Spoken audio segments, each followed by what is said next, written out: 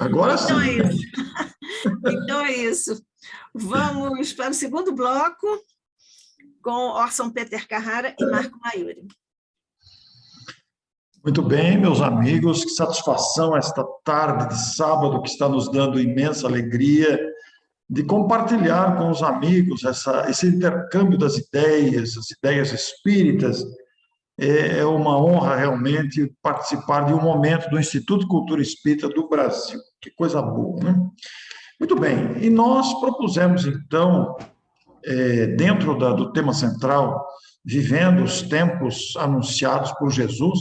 No primeiro bloco, nós tivemos oportunidade de fazer comentários e trocar ideias sobre o sermão profético, e repetindo, como lá dissemos, não entendendo como ameaças ou castigos, mas sim como advertências para nos pautarmos dentro das linhas do Evangelho, lei da vida. E nós propusemos, quando recebemos o convite do Instituto de Cultura Espírita do Brasil, nos valermos do capítulo 23 de O Evangelho segundo o Espiritismo, Estranha Moral é o nome do capítulo, que nós adaptamos para o título de nossa abordagem, Moral Estranha de Jesus, justamente porque Kardec reuniu nesse capítulo alguns ensinos de Jesus que contrastam com a sua moralidade, e especialmente com a sua bondade, com o seu coração terno, aquele coração que ama os irmãos em aprendizado, que somos todos nós. Então, nós temos ali, já de cara, abaixo do título Estranha Moral, nós temos lá, odiar os pais, abandonar pai, mãe e filhos, deixar aos mortos o cuidado de enterrar seus mortos. E eu não vim trazer a paz, mas a divisão.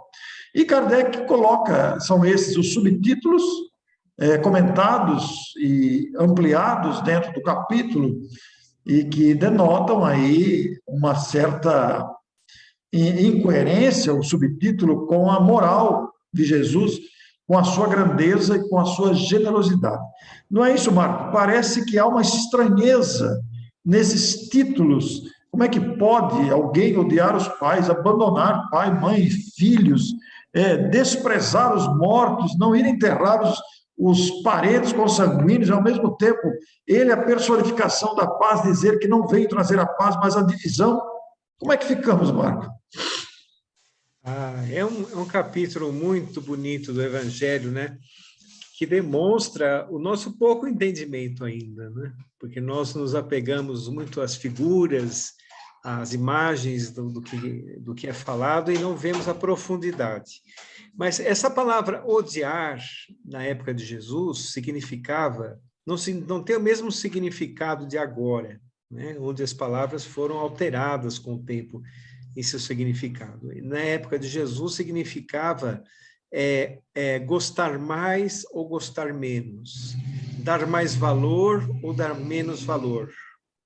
Então, é nesse sentido que Jesus quis dizer. Ele quis dizer que aqueles que não odiarem pai, mãe, irmãos, mais do que a mim, não serão dignos de mim, por exemplo, não é? Então, quer dizer o seguinte, que nós temos que valorizar muito mais a questão espiritual do que as questões momentâneas. Mesmo porque, se nós formos olhar do ponto de vista reencarnatório, tudo que nós temos na encarnação presente, inclusive aqueles espíritos que estão junto a nós, reencarnados, como na figura de pai, na figura de mãe, na figura de irmãos, eles estão lá, mas na vida espiritual tivemos vários outros que foram também nossos pais, nossas mães, nossos irmãos, e que retornaram para a vida espiritual e que não necessariamente reencarnaram conosco, não é? Então, e hoje são amigos espirituais. Então, o que Jesus quis nos dizer é exatamente isso, para nós darmos mais valor às coisas do espírito, às questões espirituais, do que às questões da própria reencarnação, ou seja, da própria convivência com os espíritos, das coisas da vida material, não é? Porque desta forma, nos fortalecendo com as coisas espirituais, conseguiremos viver mais esse estágio, de uma forma melhor, esse estágio que estamos aqui na Terra, reencarnados. Quando Jesus falou a respeito de não vir trazer a paz, mas a espada, ele falou ainda mais, vir lançar fogo à terra. Imaginem, não é? Ele quis dizer, e todos vendo aquela figura notável falar isso, ele quis dizer que ele veio demonstrar a verdade de todos nós, veio separar os equívocos dos acertos, veio através das leis imutáveis do Criador, fazer realmente uma divisão, não é?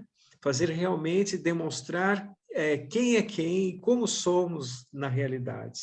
E também separar de nós as imperfeições, trazer, lançar fogo às imperfeições, ou seja, aniquilar as imperfeições, com a mensagem redentora que ele mesmo trouxe. É interessante nós notarmos que, quando falamos dos impérios que falem, no outro bloco, nós começamos a falar sobre isso, quando na questão de não restará pedras sobre pedras, né? Que o que restará será o império do Cristo, será o império do amor e da justiça, do reino dos céus.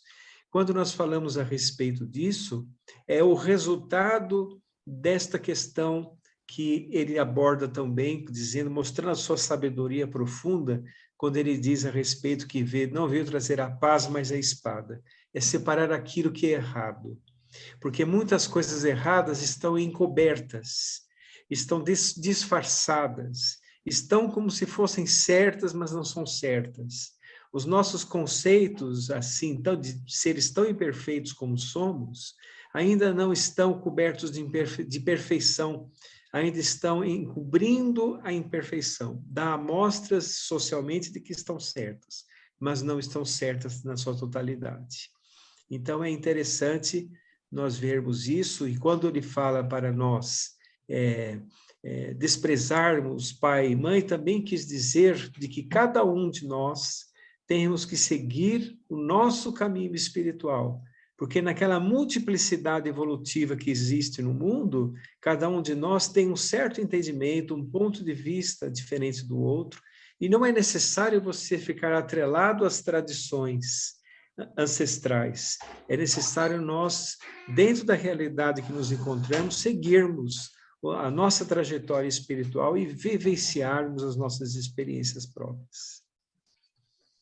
Marco e amigos, a gente adentrando aí o capítulo em referência, né, depois dessas valiosas observações feitas pelo Marco, nós vamos encontrar que Kardec também levanta a questão do costume da época, das tradições da época, e também os erros provenientes de traduções e transcrições dessas anotações feitas originariamente pelos evangelistas através do tempo, sofrendo todo tipo de deturpação, podemos até dizer assim, ocorrendo que, se nós pegarmos ao pé da letra, e voltamos aqui à questão do pé da letra, citado no bloco anterior, nós vamos nos deparar com situações absolutamente incompatíveis com a grandeza do Cristo. E o Marco, ele nos fala muito bem sobre essa questão. A palavra odiar não tinha aquele sentido, os interesses espirituais prevalecem sobre os interesses materiais, e também a diversidade evolutiva dos seres que habitam o planeta e muitas vezes estão dentro da mesma família, na condição de pai, mãe, filhos, e que traduz a ampliação desse pensamento. Porque se pegarmos ao pé da letra, nós vamos ficar sem entender isso daí. Por isso que é importante a gente lançar luz com a grandeza da visão privilegiada que Allan Kardec nos traz nesse capítulo aqui, porque imaginem vocês, quando a gente lê aqui, aquele que ama o seu pai e a sua mãe mais do que a mim, de mim não é digno. É muito interessante a gente ver essas observações.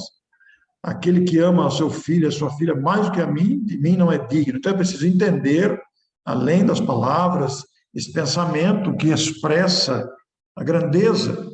E é um contraste com o pensamento habitual, o modo habitual, como Kardec coloca aqui no capítulo, que revela a sublimidade da doutrina que ele trouxe e viveu pessoalmente para nos ensinar essa frequência do amor. Então, esses subtítulos todos merecem de nós uma atenção para não nos deixarmos seduzir apenas pela aparência das letras. É preciso ir além da palavra, como já foi utilizado na vez anterior, porque muitas coisas nós vamos percebendo gradativamente com o tempo. Não imagine que alguém vai abandonar seu pai, vai abandonar sua mãe, seus filhos, bem incompatível com a conduta cristã, com a conduta da fraternidade que deve reger as nossas relações. Mas Jesus lança esse desafio do entendimento e nós precisamos ir além das letras, porque verdadeiramente é um momento de amadurecimento para entender as grandezas do Evangelho, especialmente com a revelação espírita, que nos lança para ver além do ponto de vista terreno.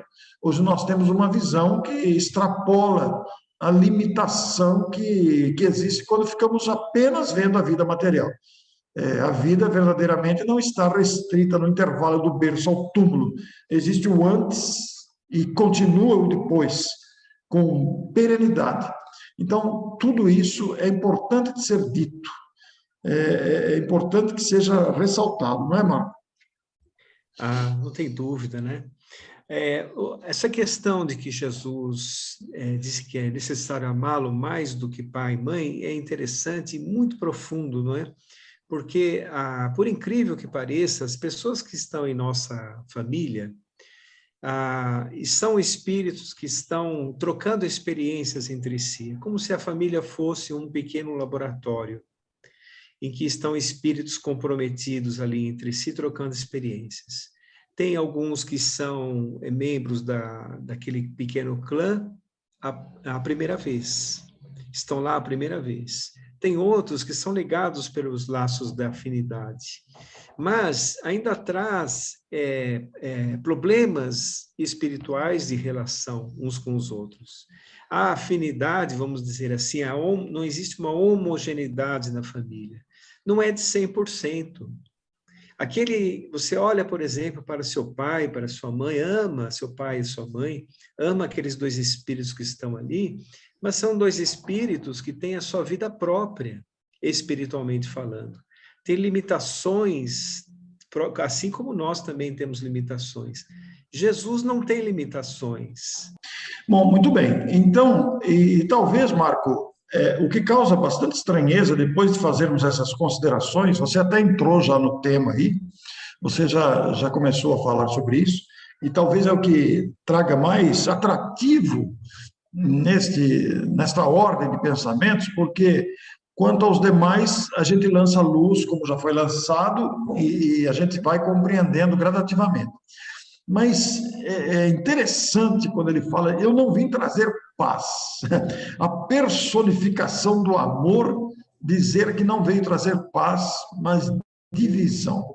Se pegar ao pé da letra isso, dá um nó na cabeça, né? Porque como assim? O Cristo, aquele que foi o mensageiro de Deus, aquele que trouxe a revelação do amor, aquele que fez tudo pela paz e que foi agredido, crucificado, morto, afirmar que não veio trazer a paz, mas trazer uma espada. Ora, a espada lembra luta, lembra ferimento mortal, muitas vezes, lembra morte. Eu vim separar seu pai, o filho de sua mãe, a filha de sua sogra, a nora, e o homem terá por inimigos os da sua própria casa.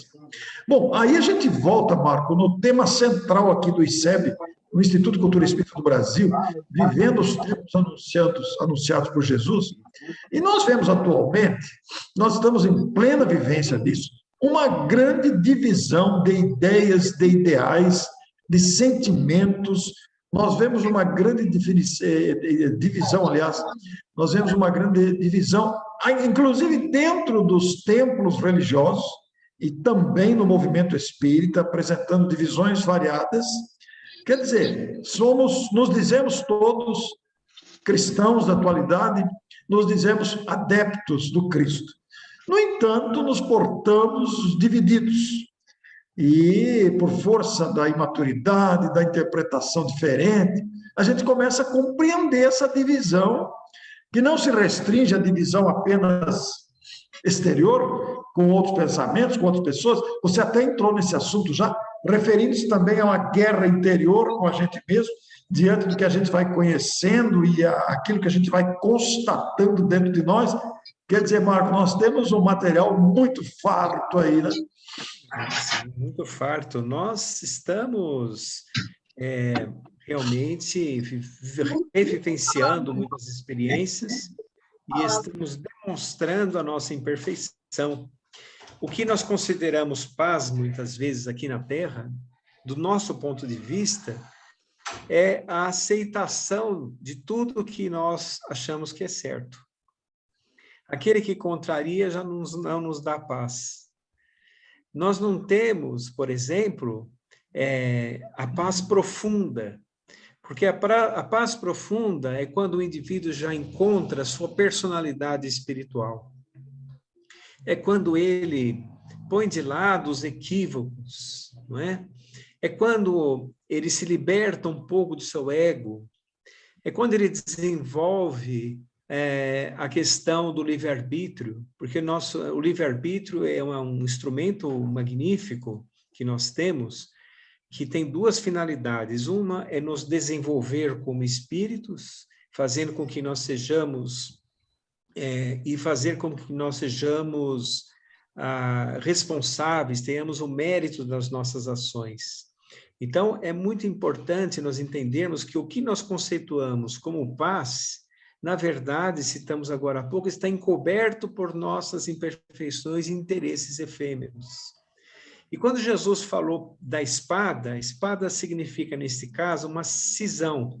Significa realmente separarmos o que é certo do que não é certo. Para que um dia nós alcancemos aquilo que Paulo de Tarso diz na carta aos Coríntios, um trecho muito importante, que eu acho muito belo, quando ele diz assim: quando vier o que é perfeito, o que é imperfeito desaparecerá. Ou seja, nós temos nesta ocasião que estamos, a oportunidade de crescimento como nunca antes. Uma oportunidade de crescimento em que o Espiritismo nos dá uma maturidade e o próprio desenvolvimento da sociedade nos dá essa oportunidade. Mas estamos em uma época também de grande perda de referências.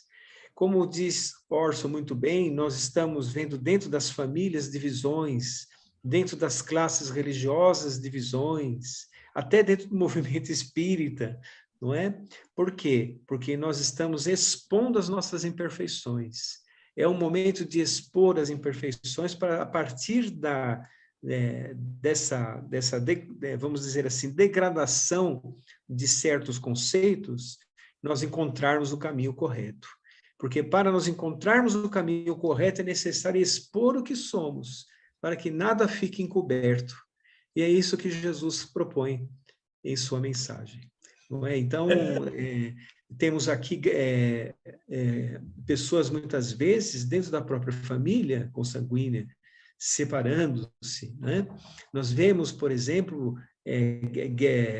países em grandes dissensões sociais, e vemos, observando que traz, por exemplo, ditaduras, mas também vemos ditaduras que caem, regimes que mudam, ou seja, o mundo está passando por uma transformação, e uma transformação muito importante, principalmente nesta fase de transição.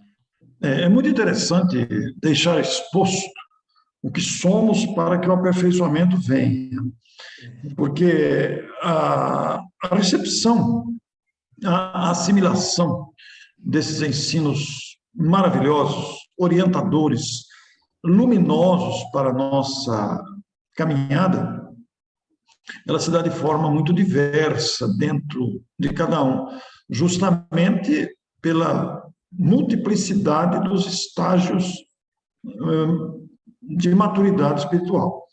Então, como nós ainda guardamos dentro de nós tendências egoístas, tendências acomodadas e tendências de tentativas de prevalência do nosso ponto de vista pessoal, individual, muitas vezes tentando dominar ou impor, quando nós fazemos isso, nós estamos causando esta exposição de divisão. Nós vemos aí, você citou bem, né?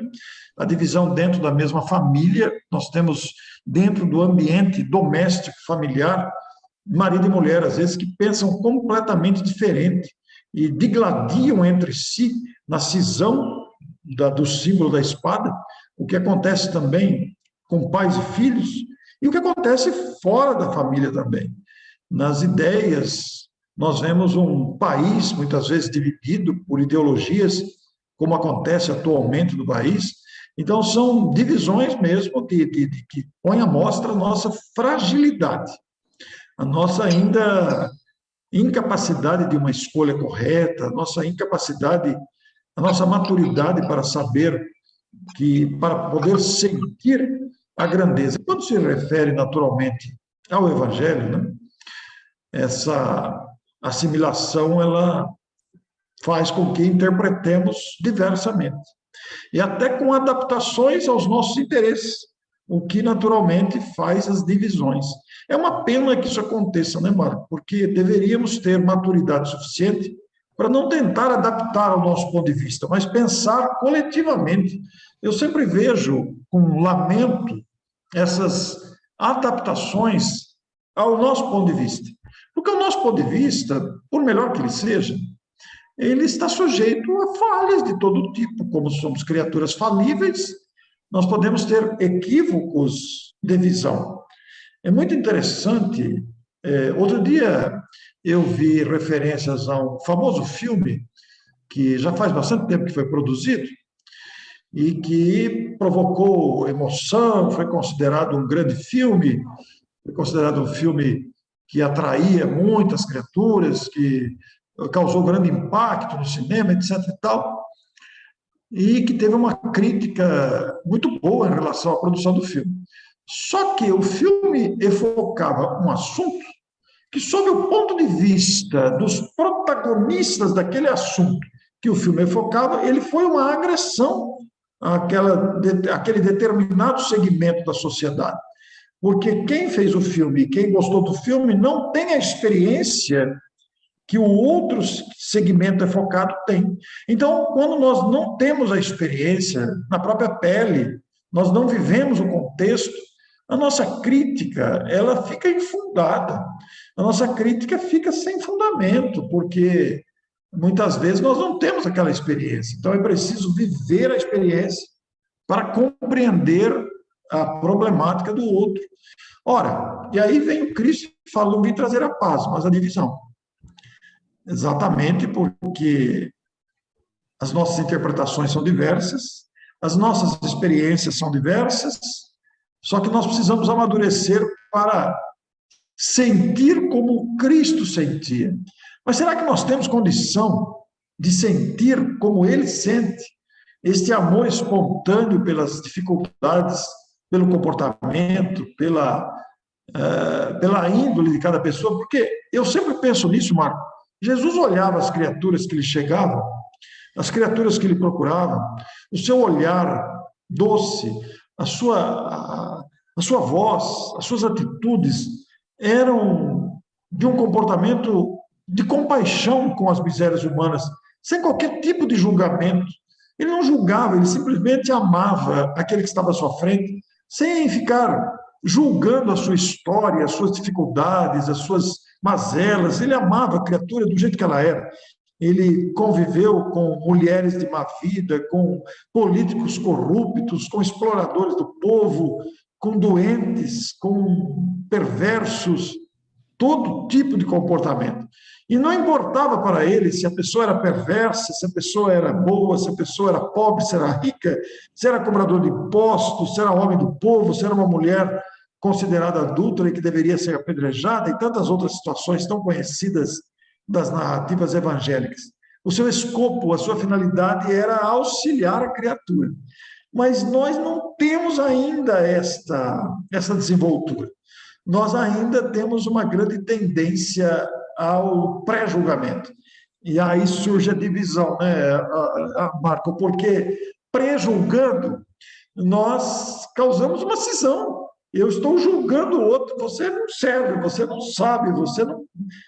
e tantas outras coisas que surgem aí no linguajar vulgar humano, desqualificando, desprezando a postura e o comportamento alheio. E aí começam os problemas, né? Aí começa a divisão, que está no campo político, que está no campo social, cultural, histórico, esportivo, artístico e dentro das religiões também. Sem dúvida, Orson. O amor de Jesus por nós é tão imenso que a maior manifestação de amor do Cristo foi ter encarnado uma única vez aqui na Terra.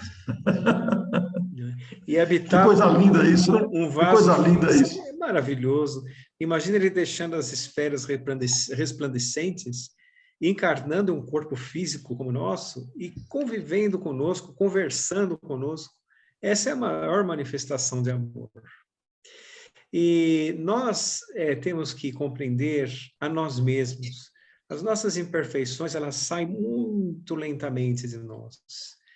Às vezes, você pode compreender que tal fator é errado, mas dentro de si ainda não compreendeu. É preciso revivenciar várias experiências, colocar-se no polo oposto, por exemplo, através da reencarnação, para poder, o espírito compreender na sua intimidade o que é certo e o que é errado. Às vezes permanecemos com um único hábito infeliz, uma encarnação inteira não conseguimos tirar aquele hábito. Verdade. Não é? Então, como você disse, os espíritos superiores, a exemplo de Jesus, o espírito mais superior que nós temos convivência, que nós convivemos, que esteve conosco, ele não enxerga a nossa imperfeição como nós enxergamos a do próximo. Ele não nos julga, porque ele sabe que aquilo é provisório. Então, ele nos vê como um todo. Por várias vezes, Jesus utilizou-se de pessoas que estavam contrárias a ele, inclusive trouxe para perto dele para servi-lo. Como, por exemplo, Zaqueu, Mateus, Paulo de Tarso e tantos outros que o perseguiam, então ele trouxe para perto de si. Estava próximo a onde as pessoas não imaginariam encontrar o rei dos judeus, como eles falavam. Ele estava em meio aos esfaimados, ele estava em meio às prostitutas, ele estava em meio aos perdidos. Ou seja, ele estava preenchendo os vazios da criatura humana. Porque essa que é a função do amor. O amor preenche os vazios, está onde necessita. Onde está o enfermo, está ali o socorro do amor. Então, é isso que Jesus fazia. Jesus, até hoje, nós percebemos que é interessante que existe uma referência, até no sermão profético, só voltando um pouquinho, só para nós ilustrarmos o que vamos falar agora, quando ele diz assim, as pessoas esquecerão a minha palavra. As pessoas me esquecerão, se desvincularão de mim, perseguirão quem me segue.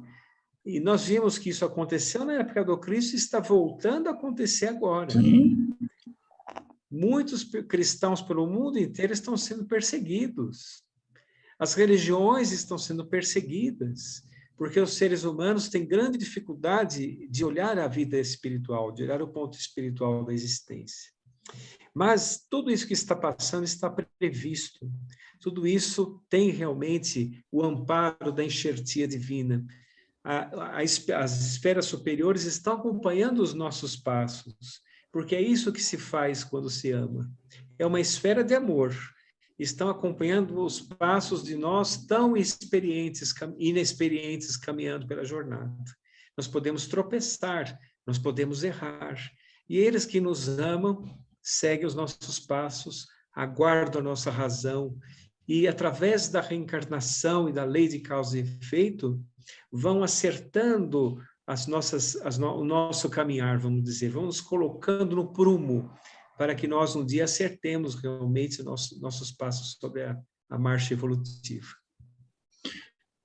Enquanto você falava, Marco, eu estou aqui à minha frente com a anotação de Lucas, em que vim para lançar fogo à terra. E me sinto desejoso que esse fogo se cumpra. Imagine, é uma linguagem simbólica, claro, não está se referindo a um incêndio de proporções que destrói tudo, o fogo, mas o lançar fogo é justamente despertar, balançar as estruturas com o conhecimento novo que ele trouxe. Conhecimento novo que balançou a época, não foi compreendido a ponto de ser perseguido e morto, porque mexeu com as estruturas, né? Mas, no entanto, este mexer com as estruturas, o seu sacrifício, acendeu esse fogo dentro dos corações, porque despertou aí o ideal cristão que se manifesta em tantos nomes que se sensibilizaram com a sua divina mensagem e que vai se espalhando gradativamente, conquistando corações variados. Este fogo que nos convida à melhora individual, este fogo que começa a arder dentro de nós e se projeta na estrutura social sobre a necessidade de sermos melhores uns com os outros e de exercitarmos o amor. Porque antes dele estava toda aquela convulsão social, aquela ignorância sobre nossa verdadeira natureza. E ele vem numa época de exploração, numa época de ignorância, trazer notícias que aqueles homens não foram capazes de compreender. Ele conquistou um punhado de homens que se tornaram seus multiplicadores, especialmente depois da sua morte, mas que durante o episódio da sua captura e morte se viram assustados. Eu fico imaginando mesmo o susto e o medo que esses homens frágeis viveram quando viram aquele com quem conviveram ser preso e morto. No entanto, o seu retorno a eles fez com que esse fogo permanecesse aceso no coração com entusiasmo tremendo, convidando-nos a essa melhora moral. Isso sempre me marca bastante, viu, Marco? Me emociona em pensar na grandeza desse espírito, na capacidade que ele tem de sensibilizar os corações quando os corações desejam, né? Quando os corações se abrem à sua divina presença e ele, por outro lado, aguarda o despertar de cada um sem violentar o livre-arbítrio, sem tentar fazer qualquer tipo de imposição, respeitando, esperando, aguardando, e ao mesmo tempo tomando providências no sentido de que o nosso coração seja sensibilizado e se acenda esse fogo dentro de nós que se projeta socialmente para despertar. Então, por isso, eu não vim trazer a paz, mas a divisão. Porque aqueles que se deixam tocar por ele vão incomodar os outros que estão acomodados, vão incomodar aqueles que não conseguem compreender. Aí vem a divisão, né? Os que defendem e os que combatem, os que vivem e os que não querem viver, os que compreendem e os que não alcançam. Marco, que luta é esta? Pois é, pois é. É incrível nós notarmos, sabe, Orson, eu sempre me lembro da reencarnação, quando fala a respeito dessa questão da espada, né? Ou do fogo. É porque a reencarnação, naturalmente, é um mecanismo evolutivo em toda a história da humanidade, não é? Mas, nesta época que nós estamos vivendo, muitos espíritos bastante antagonistas estão sendo colocados para reencarnar próximo das pessoas. É verdade. Ou seja, aí por isso que ele disse, lamentarão o que vem do seu ventre. Às vezes são reencarnações compulsórias, às vezes são reencarnações de espíritos que ainda não se regeneraram, que ainda estão com o coração bastante endurecidos, e a Terra está recebendo essa última leva, porque está, vamos dizer, às portas de um mundo de regeneração. Esses espíritos, com o tempo, ficaram incompatíveis com o próprio desenvolvimento do planeta. E é interessante nós notarmos que são as verdades sendo expostas, né? As verdades sendo expostas. Então, é interessante que nós enxergamos isso por toda parte, né? Por toda parte. Nós vemos os espíritos meio perdidos. Como disse aquela lição que eu citei ali no Obras Póstumas, da regeneração da humanidade, eles estão mortos mesmo estando vivos. Ou seja, estão um pouco fora de si espiritualmente falando e até fisicamente quando se entregam às viciações. Uma época de muitos suicídios, de desvalorização da vida, porque Jesus realmente veio trazer esta oportunidade para esses espíritos que estão desfalecentes na luta.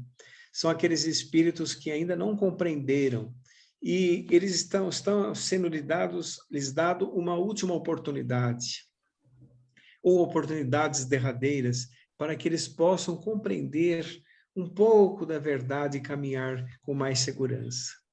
Então, é um momento muito importante, costumo dizer, falei até para o Orson já em algumas outras lives, é um momento espiritualmente histórico que nós estamos vivendo. Não é? Nós estamos aqui, vejam que interessante, na antessala de um mundo regenerado, mas existem na Terra muitos lugares que se equiparam a mundos primitivos ainda. Existe uma mescla de espíritos e uma entremeação de níveis planetários, vamos dizer assim, para que, o que demonstra que tudo é gradativo no que diz respeito à educação do espírito. Não acontece abruptamente, não é? É porque tem dois fatores importantes. O espírito precisa ficar submetido às leis imutáveis do Criador e existe a questão do livre-arbítrio. Então, esses são os dois fatores evolutivos que fazem o ser humano progredir gradativamente. Mas quando ele compreende, aí vamos dizer assim, progressivo e constante. Está, por exemplo, lá o Orson citou também, no Código Penal de Vida Futura. Arrepender-se daquilo que fez ou deixou de fazer, recuperar-se, expia através das suas experiências e pode reparar através da reencarnação. Isso é maravilhoso, né? É o caminho de todos nós. E os espíritos, neste capítulo do Céu e Inferno, falam assim: quando o espírito consegue cada uma dessas fases, é motivo de grande júbilo, porque é uma conquista muito importante de cada pessoa, entende? É a recuperação do espírito. Ele pode realmente entrar dentro de um planejamento de desenvolvimento espiritual do próprio planeta. É muito interessante, e até porque, Marco, como o próprio Kardec aqui no contexto do capítulo, ele vai dizer da resistência que as ideias novas encontram em todos os tempos, sempre foi assim, né? Não foi diferente com Jesus, nem tampouco foi diferente com a doutrina espírita, que encontrou muita resistência e ainda encontra. As ideias novas sempre encontram resistência. E essa resistência gera divisões, até na interpretação dos ensinos. Não é de admirar-se que existe divisão nas correntes religiosas, porque há a maturidade de cada segmento. E mesmo dentro do movimento espírita, nós temos interpretações diferentes sobre vários aspectos que também geram alguma divisão. Então, isso é bem próprio da nossa condição humana, criaturas em aprendizado.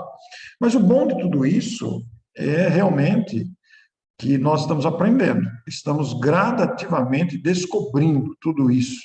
Então, quando nós pensamos nessa divisão, nessa cisão, nessa espada alegórica aí citada pela notação do evangelista, nós vemos o quanto isto realmente ocorre na atualidade. O tema geral desse painel do mês de fevereiro do Instituto de Cultura Espírita do Brasil é muito atual, porque nós estamos vivenciando, sim, com grande intensidade, essas lições que Jesus falou lá há mais de 2000 anos, foram anotadas e chegam até nós com uma atualidade tremenda, porque nós vemos toda sorte de iniquidade, nós vemos os desdobramentos e consequências desse mau uso do livre-arbítrio.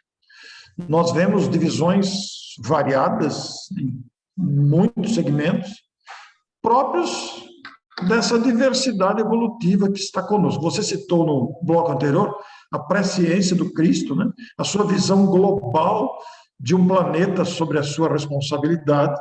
Naturalmente, ele tem conhecimento. Um espírito que dirige um planeta não é um espírito qualquer, ele tem experiência.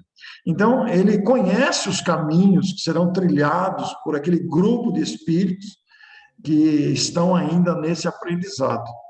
Então, nós estamos vivendo mesmo todas aquelas previsões, digamos assim, aquela presciência do Cristo, aquele anúncio, aquelas advertências que hoje nós vemos na sociedade se manifestando em toda forma de agressividade, de caridade esfriada, de afastamento. Você citou aí, um momento muito oportuno, o afastamento da sociedade do próprio Cristo, em algumas tentativas, inclusive, de excluí-lo da história, né?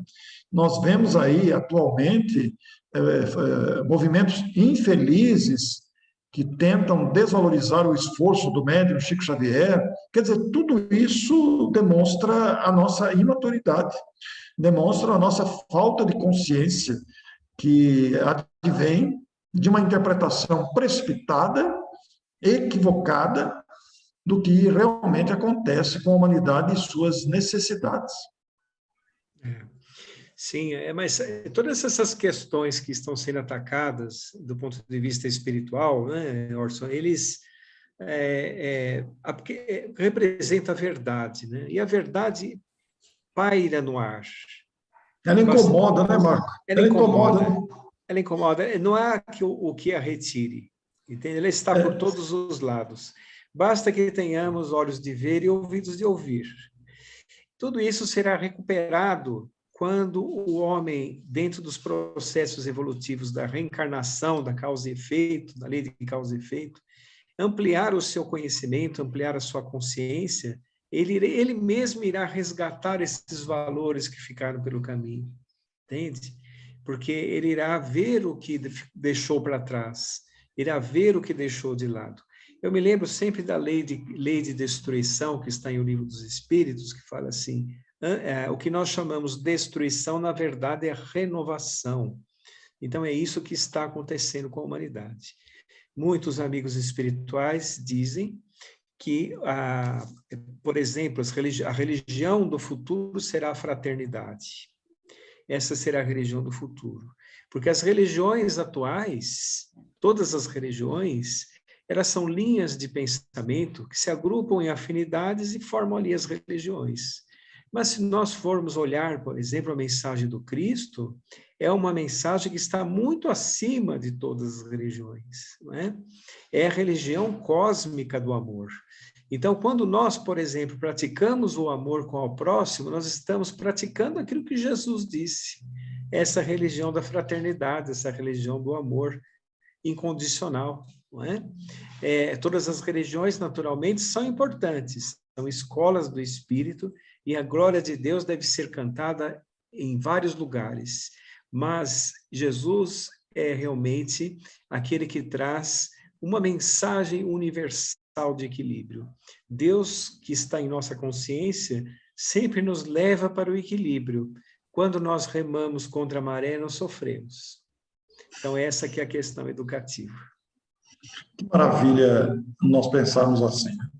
Enquanto o Marco estava falando, queridos amigos do ICEB, eu fiquei pensando nas alegrias que tenho vivido nos últimos dias, quando estão havendo tentativas de retomadas presenciais, né, nos centros espíritas. Ainda não está pleno, alguns voltaram, fecharam de novo, outros voltaram precariamente, mas está ainda confuso. Mas apesar de ainda confuso, durante o mês de fevereiro, que ainda está na metade, né? Nós ainda temos mais alguns dias aí, um pouco menos da metade, eu tive a oportunidade de fazer, durante o mês de fevereiro, 2 palestras presenciais.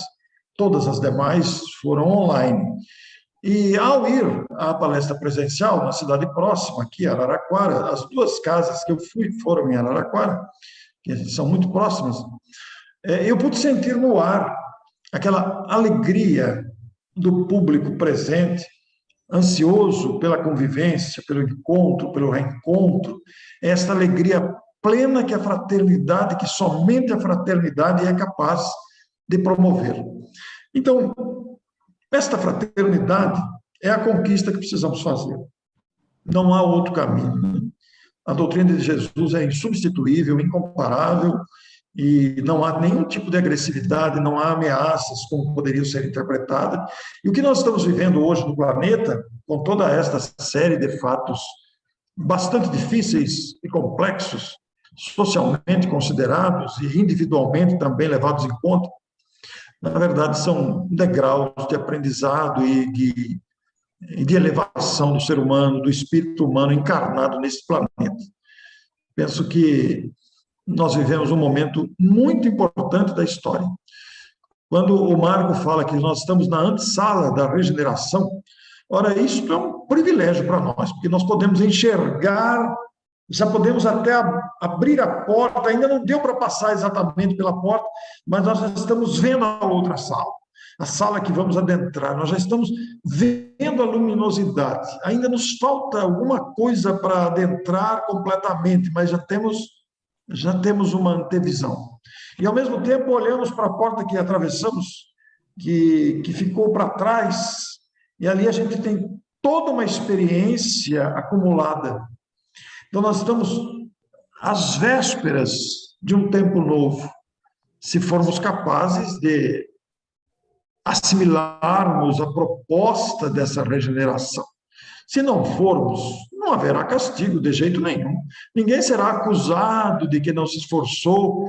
É que a própria consciência determina consequências da leviandade, ou do descaso, ou da falta de atenção, do descuido.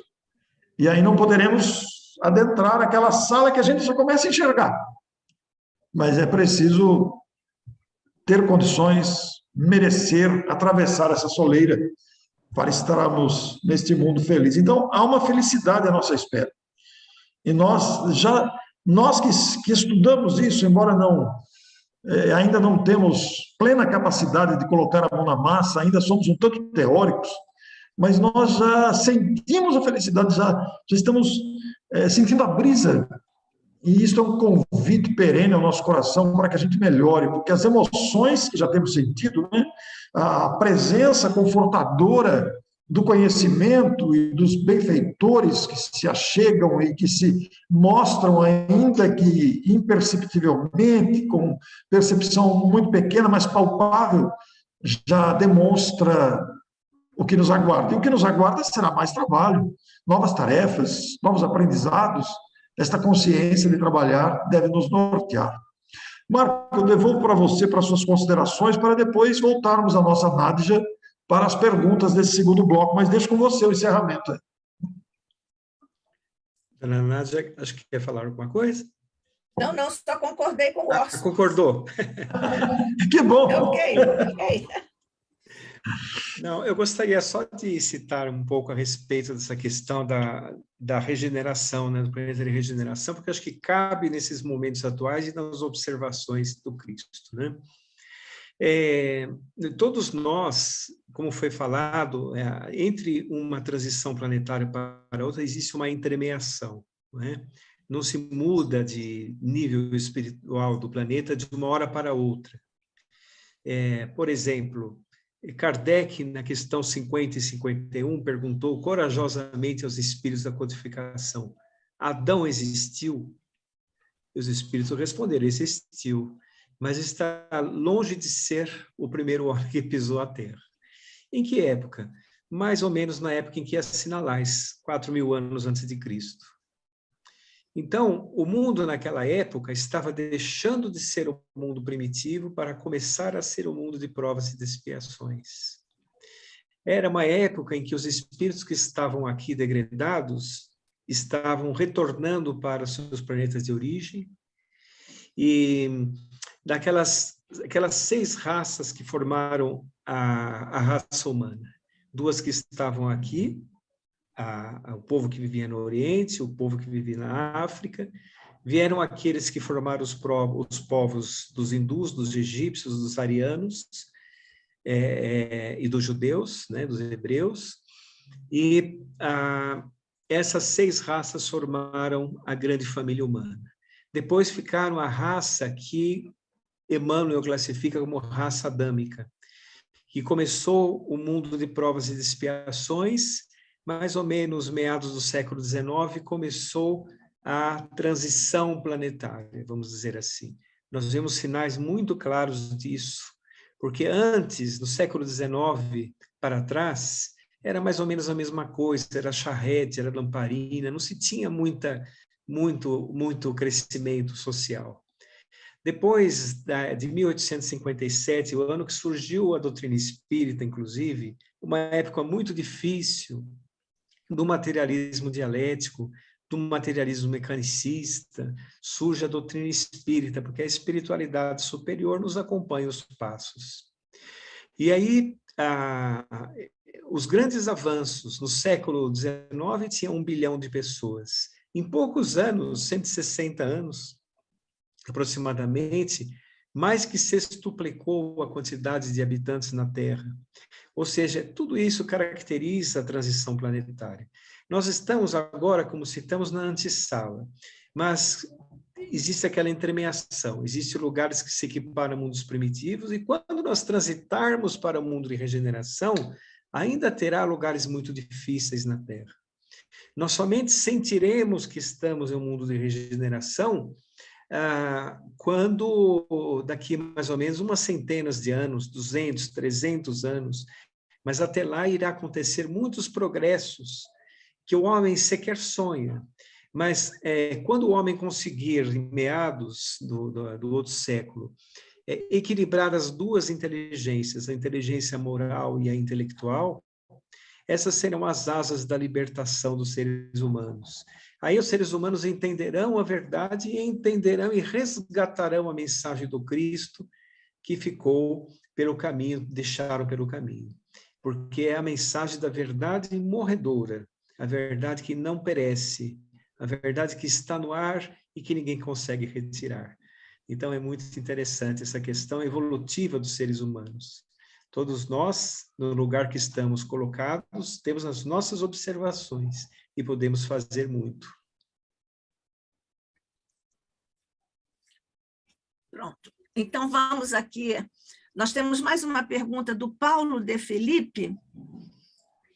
Na verdade, é um comentário que suscita a pergunta com a qual ele fecha a postagem. O Paulo diz: mundo de expiação é para espíritos que cometeram faltas perante as leis divinas, mas que tinham plena consciência delas, e por livre-arbítrio optaram em não segui-las. Para a retificação, ficam sujeitos à dor e ao sofrimento que poderiam ser evitados. No futuro, Marco ou Orson ou ambos, haverá religião ou religiosidade? Aí ele complementa aqui: o mundo de regeneração é um estado espiritual do espírito, não um mundo material, certo? Pode responder, Orson. Deixa eu começar aqui, depois você complementa, Marco. Tá bom, essa pergunta é muito boa, né? Muito boa essa pergunta, excelente pergunta. Paulo, pela coerência da sua própria pergunta, que é maravilhosa a pergunta, eu acho que a sua pergunta daria para fazer um congresso com a sua pergunta, abordando os desdobramentos todos da sua muito inteligente pergunta, porque é uma pergunta que gera um entusiasmo na escolha dos desdobramentos para a resposta, né? Porque pensamos que as religiões deverão permanecer, mas o que vai imperar no futuro regenerado será a religiosidade, porque a religiosidade será uma conquista do ser humano que já está ocorrendo apesar das divisões religiosas. Já existe uma mentalidade nova no planeta que está gradativamente tomando conta da mentalidade, embora isso seja ainda pequeno, mas já chama atenção. Hoje, apesar de tudo que aí está, nós já temos uma noção maior de respeito, nós já temos uma tendência a aceitar as diferenças. Aliás, estamos sendo convidados a aceitar a diferença em vários aspectos da vida humana, inclusive da crença, né? Porque todas as manifestações religiosas são muito respeitáveis. Então, é um aspecto muito interessante. Mas imaginemos que o mundo regenerado terá religiosidade, que prevalecerá sobre divisões religiosas. Eu acho que é algo interessante. Agora, depois o Marco vai acrescentar seus comentários, deixa eu falar sobre a segunda questão, sobre os mundos regenerados. Ocorre, sim, é uma conquista da alma que beneficia diretamente o planeta em si também, porque nós vemos muitas conquistas materiais do mundo de regeneração, embora o mundo não esteja vivendo a regeneração na sua completude, esteja na antessala da feliz expressão do Marco, mas nós já vemos movimentações maravilhosas do mundo de regeneração, materialmente considerando. Vamos citar algumas muito próximas de nós, algumas em construção recente.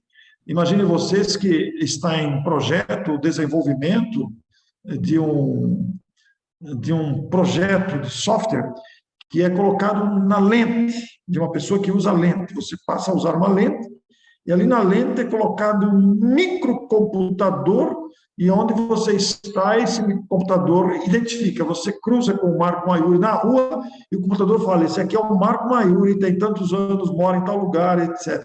Quer dizer, para esse tipo de informação estar disponível, nós vamos ter que melhorar muito a nossa conduta para não haver o que acontece muito hoje em dia com a tecnologia, no roubo de dados, por exemplo. Por outro lado, tomamos conhecimento por esses dias que existe um cientista brasileiro que desenvolveu um software também, que ele é brasileiro, muito requisitado, muito inteligente, em que ele comparece nas mesas de cirurgias com médicos e ele é capaz de projetar para o médico, através de óculos especiais, como aqueles óculos virtuais que a gente usa em determinados divertimentos, e que projeta para os médicos a visão real do cérebro em sua completude da caixa craniana, para que na cirurgia envolvendo cérebro não se afete regiões que não podem ser lesadas, por exemplo. O médico é capaz de ir no ponto exato, porque vai ter uma visão virtual projetada pelo óculos na visão do crânio. Ora, tudo isso é evolução de mundo de regeneração. O Dr. Paulo César Frutuoso, muito conhecido palestrante espírita do Rio de Janeiro, afirmou recentemente que, do ponto de vista das cirurgias de câncer, talvez a minha afirmativa aqui não seja com a competência médica com que ele fez essa afirmação, porque eu não sou médico, eu sou leigo no assunto, e a minha informação poderá sofrer aqui algum prejuízo, mas vocês vão de entender o meu propósito, né? Que em poucos anos, eu não me lembro a quantidade de anos que ele falou, determinados tipos de incisões oncológicas dispensarão incisões de cortes, mini robôs adentrarão o corpo para detonar o tumor ali localizado, né? Então, olha, isso é uma conquista da regeneração, materialmente falando. Quer dizer, o mundo da regeneração engloba, sim, a melhora dos espíritos, mas também a melhora do planeta, até porque o planeta também progride coletivamente. Devolvo ao Marco. Nós vamos ver grandes avanços, não é, Orson? Grandes Sim, avanços mesmo. Todos os segmentos, né? Todos os segmentos, porque é uma questão, eu sempre me pego em um pensamento que é assim, a Terra é uma cópia pálida da vida espiritual, não é? Vamos lembrar, por exemplo, de Nosso Lar, né, descrito tão bem na obra Nosso Lar, psicografia de Francisco Cândido Xavier. Lá, por exemplo, já se falava de telas em que se passavam imagens das pessoas à distância. Lembrando que na época que Nosso Lar foi psicografado, não existia nem televisão, não é? Falava-se a respeito de aparelhos semelhantes a computador, falava-se a respeito de instrumentos de comunicação individual, onde nós vemos as pessoas e falamos com elas, como o nosso celular, por exemplo. Isso que nós estamos fazendo aqui existia já em Nosso Lar na época de André Luiz. Eles estão mais ou menos uns 100 anos à nossa frente. Então, naturalmente, esses espíritos vão se reencarnando com o tempo, com a permissão e trazendo esses benefícios para a Terra. Então, quando os seres humanos herdarem um mundo regenerado, como disse Jesus, encontraremos gradativamente muito mais avanços, porque a ciência na Terra é também uma revelação. é uma revelação aqui do aspecto material, não é? É uma revelação. E a revelação vem do verbo revelare, que significa retirar o véu.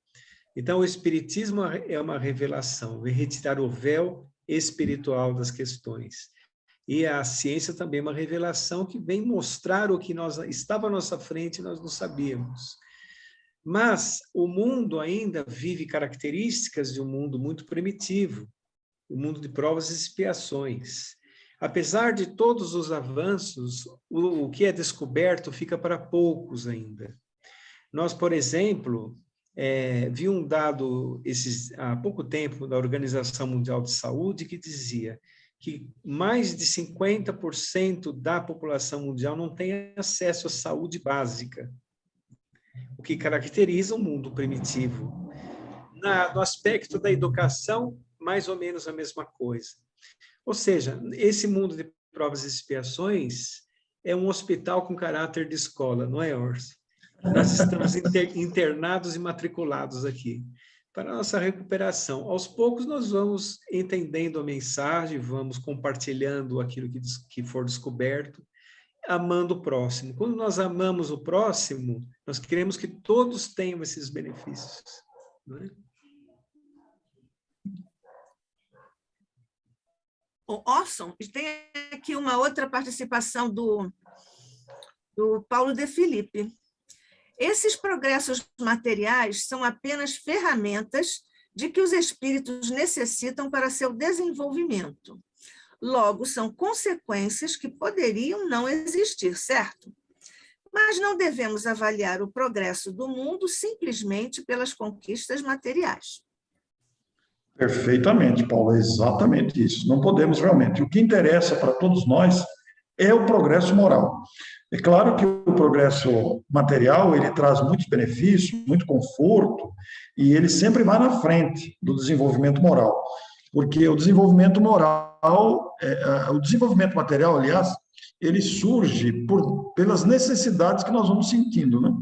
Mas chega um ponto em que nós sentimos a necessidade, ficamos fartos do conforto material, da facilidade material e desejamos alçar progressos espirituais. Aí surge a necessidade do progresso moral, que caminha um pouco mais lento, mas também caminha. Agora, o nosso objetivo maior é o progresso moral. Mas o progresso material faz parte das leis de Deus também. A lei do progresso impera materialmente, impera espiritualmente, e é muito, muito bonito isso, né? Porque você disse bem, todos esses elementos são ferramentas, mas são ferramentas muito úteis, porque enquanto as usamos aqui no mundo material, ou no mundo espiritual, que também existem ferramentas, claro que guardadas as proporções e a diversidade de cada dimensão, mas as ferramentas são muito úteis. Nós vemos descrições de André Luiz, na série André Luiz, do uso de ferramentas específicas no socorro aos irmãos em necessidade, e realmente esse progresso é muito necessário. Então, nós temos espíritos voltados à área do desenvolvimento científico, tecnológico, que também é uma missão, é uma tarefa a ser desenvolvida. Quando a gente fala em progresso, não restringimos apenas ao progresso espiritual ou moral, mas inclui-se o progresso material, até porque o progresso material ele vai despertar o progresso moral. Nós começamos a aprender as coisas, né? A gente cria as coisas, depois sente outras necessidades. Vejam vocês que nós criamos muito conforto para as pessoas com tranquilidade de deslocamento, de mobilidade, tranquilidade de mobilidade. Depois nós sentimos a necessidade que existem pessoas. Aí entra a moralidade, aí entra a solidariedade, o respeito às diferenças. Sentimos que existem pessoas que têm dificuldade com deslocamento. Aí criamos vários acessórios, várias ferramentas para auxiliar essas pessoas. Inclusive, o que se chama hoje de inclusão, com os rebaixamentos das sarjetas, as questões em hotéis, em escolas, etc, etc. Então, é uma necessidade que vai se aprimorando e se apresentando para todos nós. É muito bonito falar sobre esse assunto, porque é um assunto empolgante esse. Eu fico encantado de ver o progresso que vai se implantando à nossa volta, ao nosso lado, e as possibilidades que estão pela frente. Quer dizer, todos nós que estamos aqui reunidos nessa sala hoje, daqui 50 anos, 60 anos, já estaremos desencarnados. E se merecermos voltar ao planeta, encontraremos um planeta muito melhor do que agora, fisicamente falando. Então, a gente não deve perder a oportunidade de melhorar moralmente para irmos acompanhando esse progresso que vai se apresentar gradativamente. Muito bem. Nós temos agora mais um intervalo. Vocês têm um outro tema, é verdade? Não, nós reunimos esse tema que nós falamos sobre... Um outro aspecto, vocês têm? Não, encerramos. Não, eu não sei se o Marco gostaria de acrescentar mais algum parecer, Marco. Eu só gostaria de falar só um trechinho do Estranho Moral para nós nos adentrarmos nesse tema propriamente dito, né? Quando Jesus falou assim, deixai os mortos enterrar os mortos, né? É muito interessante, não é, Orson, isso? Isso aí a pessoa pode estranhar esta questão. É que quando a pessoa está encarnada, equivale a uma pequena morte, sabe? Porque quando nós estamos encarnados, nós temos muitas limitações na matéria, que a matéria impõe, não é? São os limites que a matéria impõe. É limitado a nossa memória, é limitado a nossa locomoção, nossa visão, as nossas sensibilidades, ou seja, nós somos o extrato, quando estamos encarnados, do que necessitamos, não é? E quando nós retornamos para a vida espiritual, nossa consciência se amplia um pouco mais. Então, viver na Terra, nós temos que compreender isso, que é um desafio muito grande. Mas nós estamos aqui, basicamente, encarnados para resolver alguns aspectos espirituais nossos, preencher vazios nossos mesmos, que nós deixamos pelo caminho. Então, quando nós observamos todo esse progresso, o Orson citou o progresso que ainda já tem na Terra, mas o ser humano, como espírito, ele precisa se desenvolver. Porque senão o que acontece com o progresso material? Fica, como falamos, nas mãos de poucos. Quando nós nos espiritualizamos, todos os benefícios da Terra se expandem para toda a humanidade. Agora, o principal é o progresso do espírito. Porque um dia nós, dentro da escala evolutiva, teremos oportunidades de conhecer, inclusive, outros mundos. Quando a Terra não nos der mais respostas, quando nós não tivermos mais nada a saudar aqui na Terra, quando já estivermos, por exemplo, numa categoria de espíritos puros, nossa viagem irá se nortear por outros caminhos. Então, nós somos seres universais, não é? Nós temos um universo pela frente. E quando nós pensamos desta forma, nós vemos que, às vezes, nos apegamos a coisas tão pequenas aqui, damos tanto valor, por exemplo, coisas ínfimas, que depois, até quando nós desencarnarmos, ficam para trás. A pessoa, quando está na Terra, acha que tem o controle de tudo. Quando ela retorna para a vida espiritual, vê que não tem o controle de nada. E ela fica 100% submetida aos desígnios do Criador. Então, tudo isso é uma beleza incomensurável, né? A lei do progresso nos fala do progresso do planeta que estamos também, que é importante para os espíritos que vêm aqui. Mas o progresso do espírito é o mais importante. Muito bom, Marcos, muito bom. Então, Nádia, nós encerramos aqui a nossa apreciação. Não, por mim, não teríamos o terceiro bloco. Quisemos reunir em dois mesmo, por isso que falamos mais nos dois. Ok, mas nós não encerramos. Ótimo. Nossa Rosa Rita e Luiz Martins, os dois estão propondo a seguinte reflexão.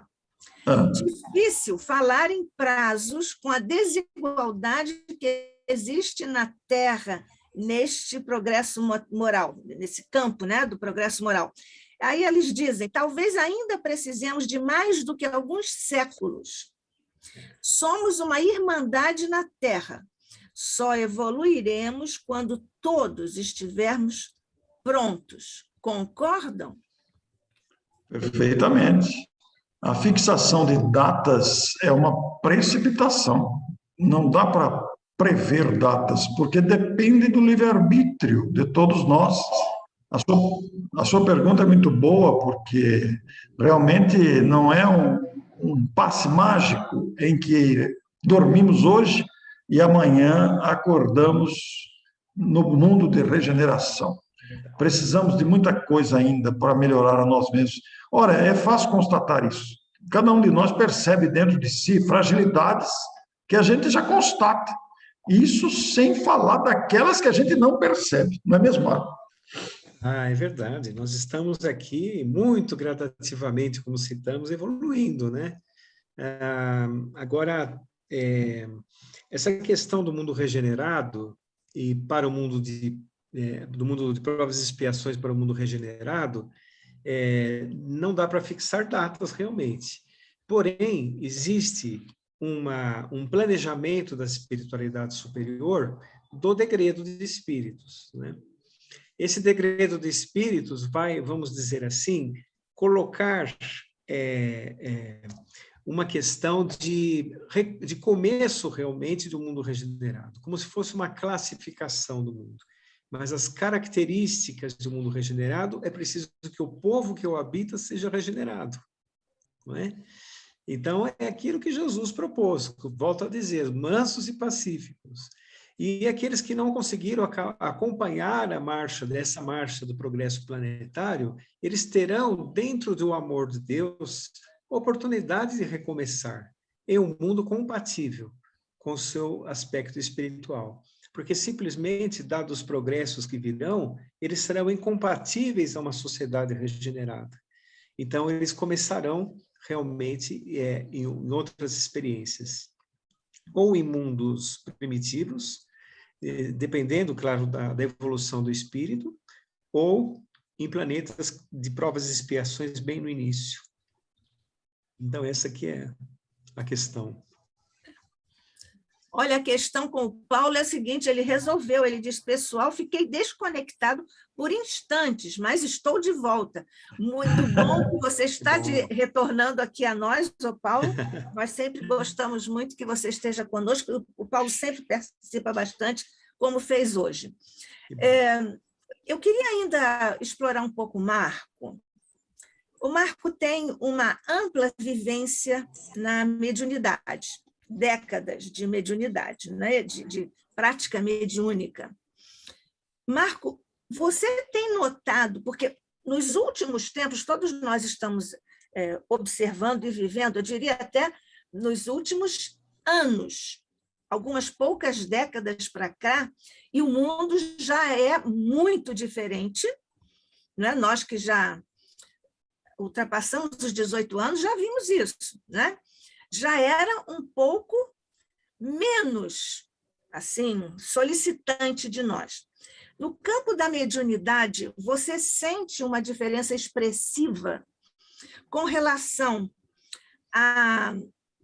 ao fato de os médiuns precisarem usar de mais energia, digamos, para a concentração, para a comunicação mediúnica, e com relação aos nossos irmãos comunicantes que comparecem às mesas mediúnicas, você teria alguma observação, alguma constatação que você tem feito a esse respeito? Nós conversamos com os espíritos à mesa mediúnica e nós temos também aí umas observações, certamente não no campo extenso em que você tem. Olha, o que nós percebemos é assim, as características vibratórias da Terra, né, dado esse momento que nós estamos vivendo, elas estão bastante conturbadas, né? Porque, vamos imaginar assim, estamos falando aqui de degredos, de espíritos, estamos falando de valores da Terra que estão recrudescidos pelas pessoas.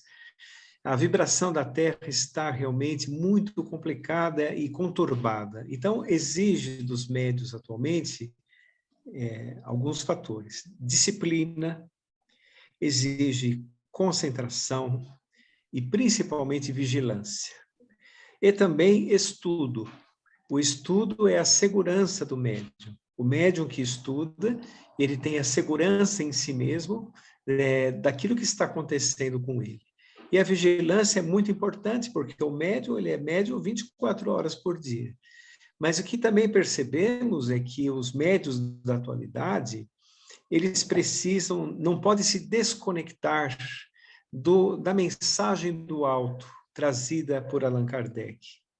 Porque desta forma eles se perderão nas próprias pressões mediúnicas, né?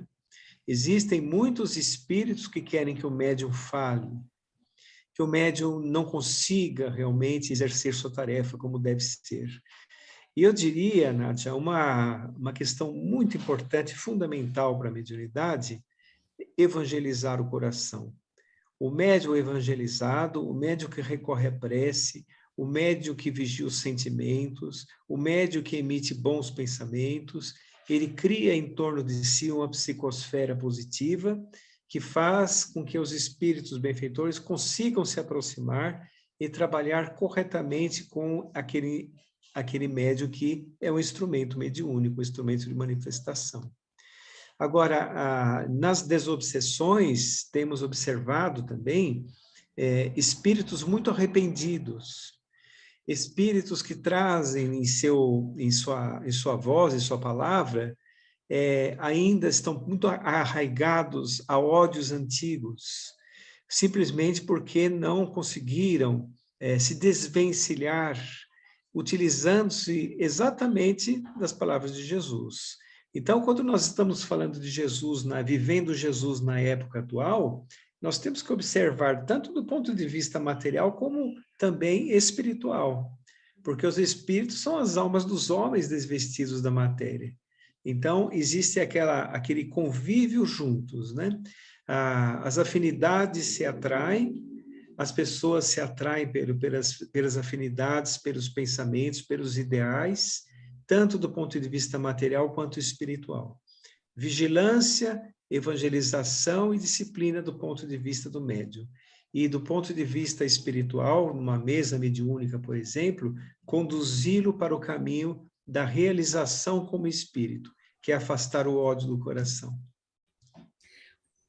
Marco, nós temos uma pergunta mais ou menos aí limítrofe com essa sua questão, mas eu ainda queria que você se pronunciasse sobre a questão dos... Você disse que agora você percebe mais arrependimentos, né?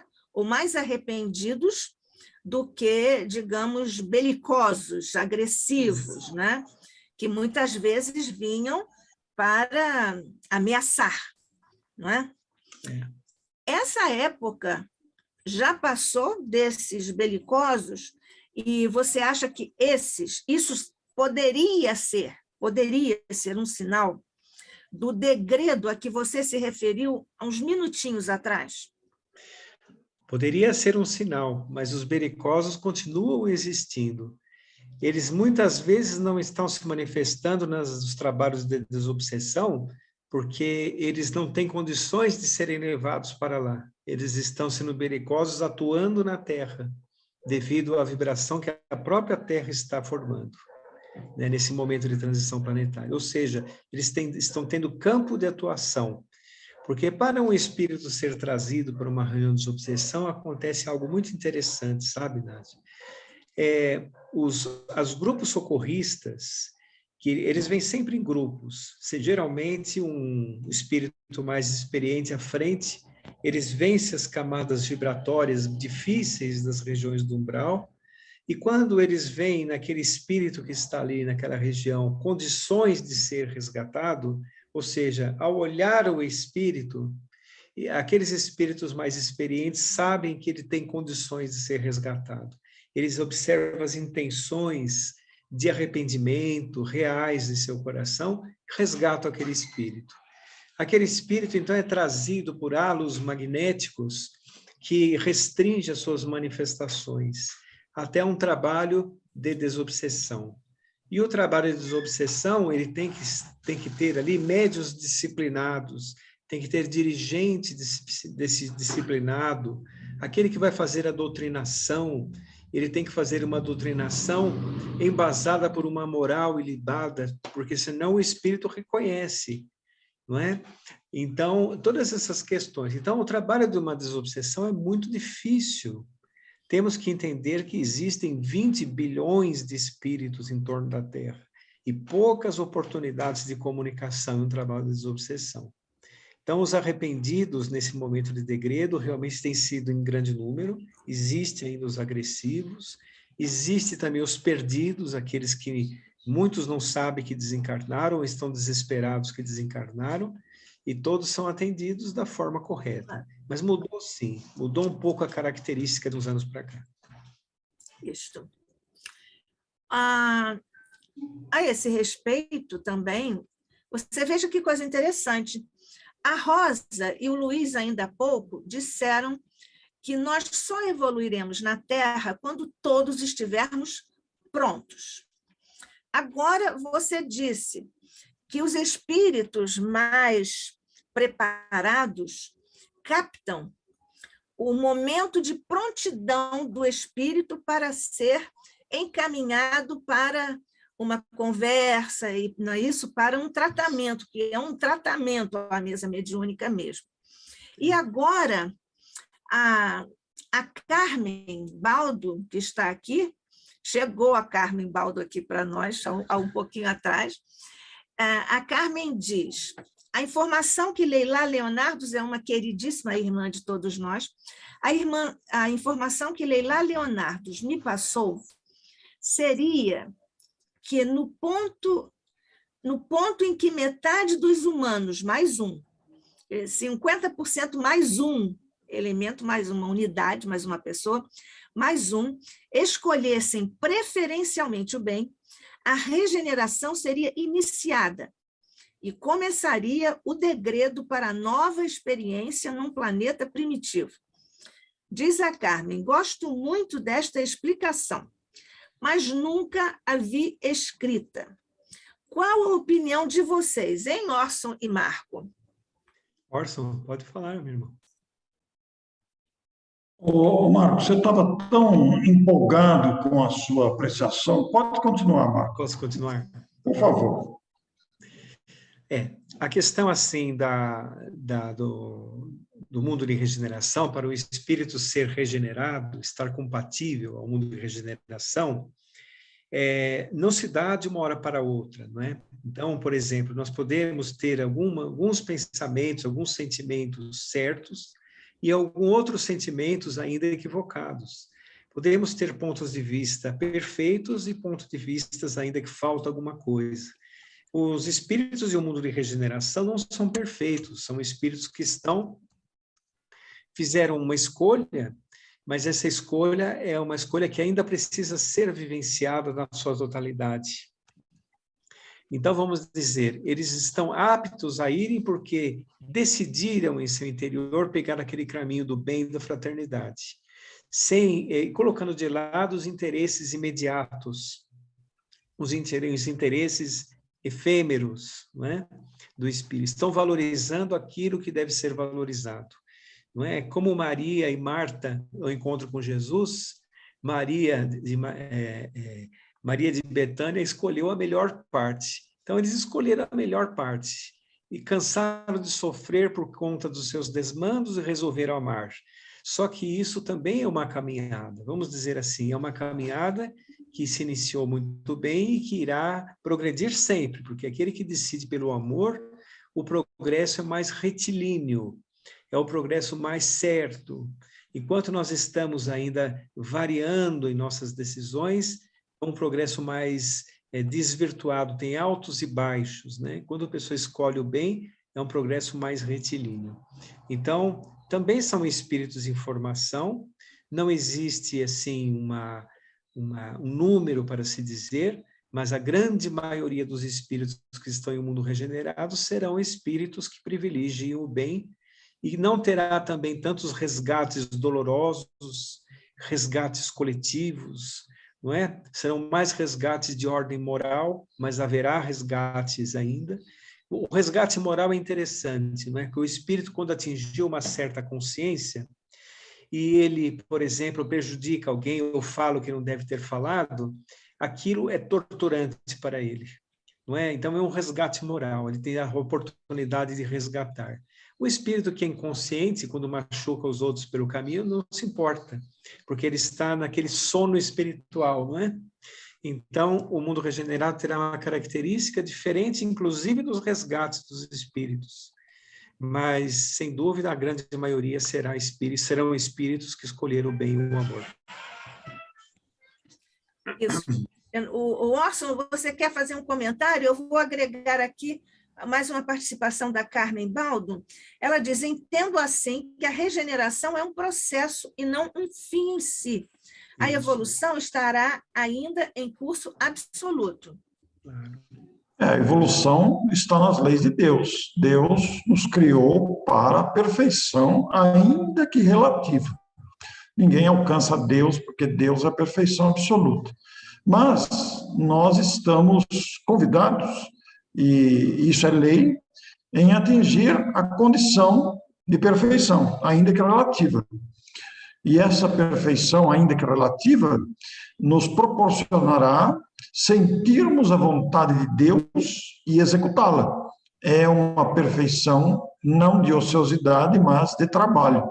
Muita gente às vezes pergunta, é muito comum surgir a pergunta, por que Deus não poderia ter criado a gente perfeito para não ter que passar esses perrengues todos? Não seria muito mais fácil se Deus tivesse criado todos perfeitos, né? Então, seria uma facilidade, uma alegria, uma felicidade realmente. Mas aí a evolução estaria estagnada, porque imagine todo mundo perfeito, todo mundo já fez a trajetória, está tudo pronto, está tudo construído. Ora, qual é o mérito? Deus estabeleceu leis para que tenhamos o mérito de alcançar a felicidade, que a gente vai percebendo gradativamente. Quer dizer, os seres primitivos lá, as primeiras encarnações do espírito humano, ele não tem noção do que o aguarda. Não tem noção nenhuma do que o aguarda. Mas traz dentro de si um anseio, ainda que inconsciente, de progredir, estimulado pelas circunstâncias, pelo amparo dos seus maiores que conduzem a sua evolução, e gradativamente ele vai sentindo isso. Nós já atingimos uma fase, depois de todas as outras já percorridas, inclusive das últimas encarnações mais recentes, nós estamos numa encarnação agora que a gente já percebe, já vislumbra que nós podemos viver uma vida de abundância moral muito positiva que trará uma felicidade plena. Imagine você quer dar um passeio, hoje é sábado. Bom, sábado é um convencionalismo humano deste planeta, né? Sábado, a gente gosta do sábado, é um dia muito agradável. Sábado à tarde, daqui a pouco vamos caminhar pela rua, é uma delícia, né? Mas o sábado é um convencionalismo deste planeta, às 24 horas, os 7 dias da semana, é uma coisa deste planeta. Os outros planetas talvez tenham dias mais longos ou mais curtos, nós não temos noção disso. Mas imagine você, se nós fôssemos um espírito com tal capacidade, neste momento, nesse exato momento, falou: deixa eu ver aonde que o Marco está. Aí eu penso no Marco, se fôssemos espíritos perfeitos, e o Marco está lá na galáxia, a não sei quantos bilhões de anos-luz. E a gente, Marco, como é que está aí? Você lembra aquele dia que teve a live do Instituto Cultura Espírita do Brasil? A gente falou sobre isso lá, né, rapaz? Olha agora, já passou quantos bilhões de anos, nós alcançamos a perfeição e hoje temos a capacidade de nos locomovermos com a velocidade do pensamento. Já pensou que delícia você poder viajar pelo universo infinito, conhecer todas as coisas? É uma coisa maravilhosa isso, né? E nós alcançaremos, é lei de Deus alcançar isso. São passos lentos, vai demorar um pouco, mas eu me encanto de pensar que hoje a gente já vislumbra esta beleza que nos alcança. Quando a gente pensa no sistema solar, que é composto de poucos planetas, né? Esses planetinhos pequenos, a gente vê na ordem da sequência, Terra é a terceira bolinha lá, uma bolinha pequenininha, comparada ao Sol gigantesco e comparada aos outros planetas maiores, né? O Marco mandou esses dias aqui um clipe sobre uma beleza do universo, né? Eu gosto muito desse assunto, é um assunto fascinante esse, né? Então, a gente pensa, puxa, quanta coisa me aguarda. Então, graças a Deus que existe a evolução, existe o progresso, existe a felicidade que nos aguarda, e nós já estamos aí na antessala da regeneração. Preparem-se, preparemos-nos, muita felicidade nos aguarda, nós já estamos conseguindo sentir o aroma, a gente não está sentindo, mas não consegue chegar ainda, mas está muito próximo, os frutos estão maduros já. É a figueira aí, olha a figueira aí. A figueira. Olha, quando vocês estiverem juntos lá naquelas galáxias infinitas, eu espero que vocês também tenham motivos para dizer: ah, mas que bom, nós falamos lá um dia no ICEB, mas como o ICEB está maior, engrandecido, evoluído, vamos ajudar a Nádia, que ficou lá no esforço e tal. Olha, entendo assim. Sim, a Rosa e o Luiz estão dizendo: estamos muito agradecidos aos palestrantes Orson e Marco pelas excelentes exposições e discussões, mas precisamos sair. Teremos daqui a pouco a live da nossa Casa dos Cristófilos. Bom final de semana a todos. Pois é, eles já foram lá para a reunião da casa deles. Paulo de Felipe: Oscar, nosso progresso espiritual é assintótico ou é absoluto? Assintótico é um tipo de aproximação que nunca alcança o ponto, diz o Paulo. Muito boa pergunta, que pergunta deliciosa essa, hein? Não sei se eu vou conseguir responder. Por isso que ele voltou, viu, Orson? Por isso que o Paulo voltou. É muito interessante porque é uma pergunta desafiadora e a nossa capacidade de interpretação, de entendimento da própria pergunta e da própria resposta pode não traduzir o gosto do nosso querido Paulo que fez a pergunta. Mas o sentido de absoluto, pegando a palavra absoluto, que é a segunda palavra que ele usou, dá a ideia de uma coisa pronta, né?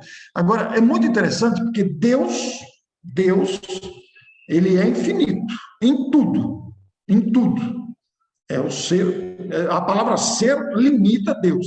Se a gente, uma vez eu perguntei para o Cosme Massi, ele usava a palavra ser, e eu estava incomodado com isso, porque eu não sabia que palavra usar. Como é que eu vou me referir a Deus?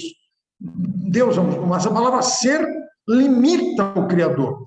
E ele falou: meu filho, mas existe outra palavra? Não existe nem palavra para definir Deus, né? Por isso que os Espíritos falaram: inteligência suprema, causa de todas as coisas. Agora, Deus é infinito. Agora, você imagina uma coisa, Paulo: os Espíritos que vão atingindo a perfeição, ainda que relativa, né? Eles sempre terão que pesquisar e descobrir, porque se Deus é infinito, no macro e no micro, quer dizer, é uma coisa que não tem fim, não tem fim, a gente não tem nem condições de dimensionar isso. A nossa capacidade é pobre, a nossa limitação é enorme. Então, os espíritos chegam num estágio de perfeição, não precisa mais reencarnar. Ele se torna um co-criador junto com Deus. Ele sente a vontade de Deus e executa a vontade de Deus. Ora, é coerente, eu acho que é lógico a gente pensar, embora todas as limitações que essa resposta possa conter, devido até à minha pequenez, mas é lógico e coerente a gente pensar que vamos supor que um espírito recebe pela primeira vez a incumbência de criar uma galáxia. Ele é um espírito perfeito. Então, a vontade de Deus cria uma galáxia, adaptadas todas as circunstâncias aí, todas as proporções que esta comparação traduz, né? Então, ele sente a vontade de Deus. Cria uma galáxia, ele vai executar a criação de uma galáxia, que vai levar bilhões de anos do nosso calendário, da nossa cronologia humana, digamos, né? Mas, para criar uma galáxia, embora ele seja um espírito perfeito, co-criador, ele já domina a matéria, ele tem conhecimento das leis que regem a matéria, etc. Vocês concordam comigo que ele vai ter que pesquisar para criar a galáxia? Apesar do conhecimento que ele detém, ele vai ter que pesquisar em várias áreas, ele vai ter que aprimorar a sua experiência, a sua capacidade, embora ele já tenha isso. Então, qualificar de absoluto me parece muito forte, né? Absoluto é aquele que está pronto. E o espírito, embora seja perfeito, ele sempre vai ter que aprender e pesquisar. Se ele não tivesse, ele seria igual a Deus. Então, ele seria igual a Deus. Então, eu penso que é algo que nos dá margem para manga essa pergunta aí, porque realmente eu penso que ela não é absoluta, não.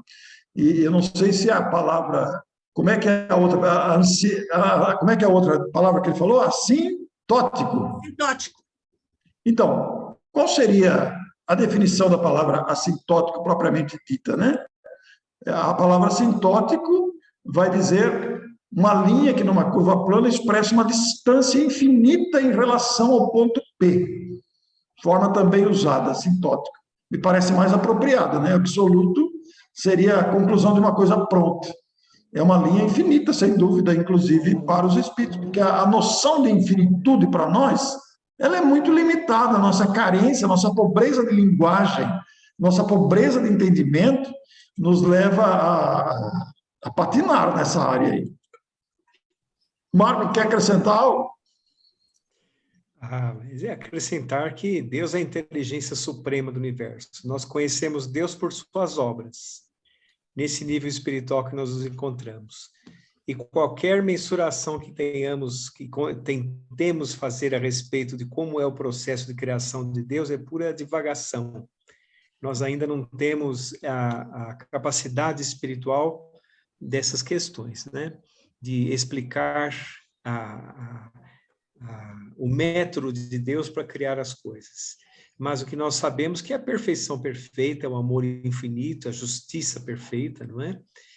Com leis que todos nós estamos inseridos nessas leis, evoluindo com elas, e à medida, como o Orson tão bem disse, quando nós evoluirmos, quando nos tornarmos co-criadores, entenderemos a essência do Criador.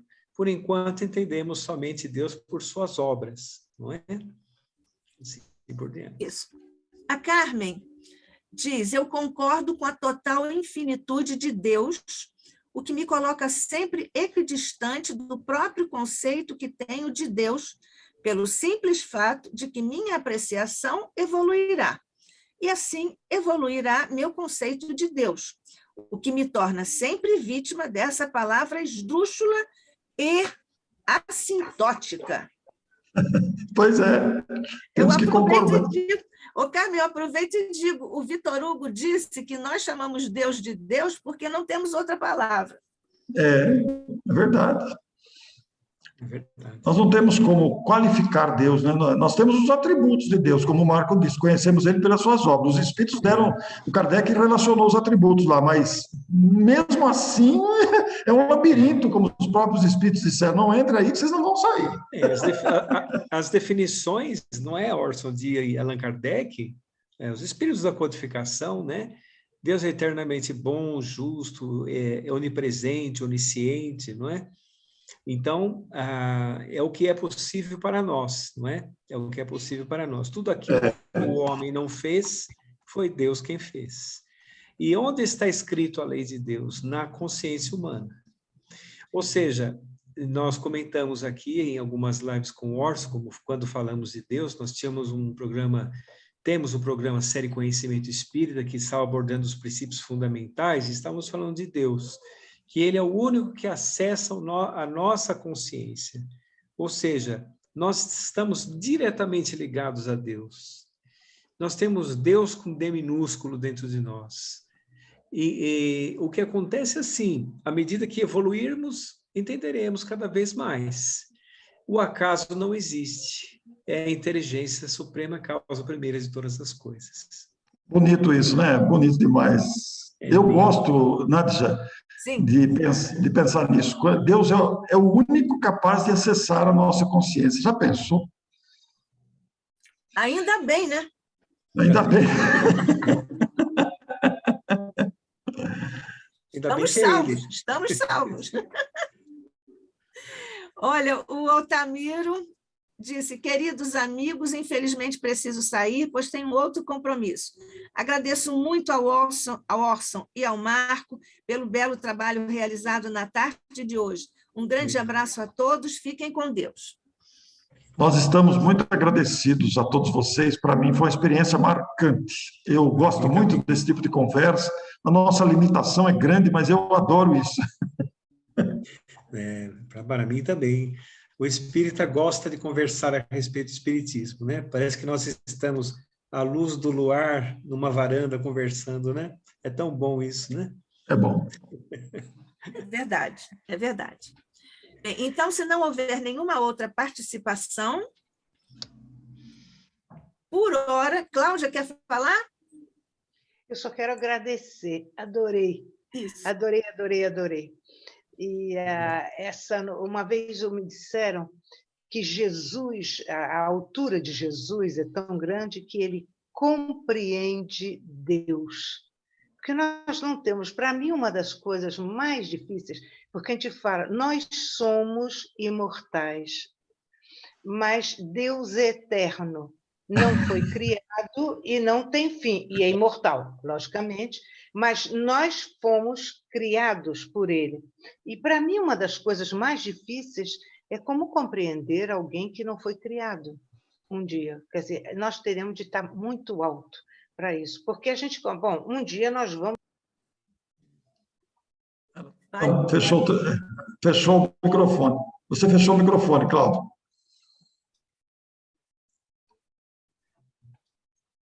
Ela fechou mesmo, né? Hoje foi o tempo todo. Fechou o microfone e fechou a visão também. Eu não sei por quê aqui.